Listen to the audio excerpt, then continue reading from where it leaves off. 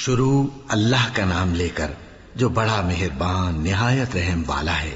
وہی تو ہے جس نے سورج کو خوب روشن اور چاند کو بھی منور بنایا اور چاند کی منزلیں مقرر کی تاکہ تم برسوں کا شمار اور کاموں کا حساب معلوم کرو۔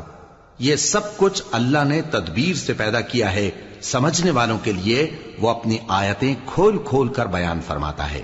رات اور دن کے ایک دوسرے کے پیچھے آنے جانے میں اور جو چیزیں اللہ نے آسمان اور زمین میں پیدا کی ہیں سب میں ڈرنے والوں کے لیے نشانیاں ہیں۔ جن لوگوں کو ہم سے ملنے کی توقع نہیں اور دنیا کی زندگی سے خوش اور اسی پر مطمئن ہو بیٹھے اور ہماری نشانیوں سے غافل ہو رہی ہیں، ان کا ٹھکانہ ان اعمال کے سبب جو وہ کرتے ہیں دوزخ ہے۔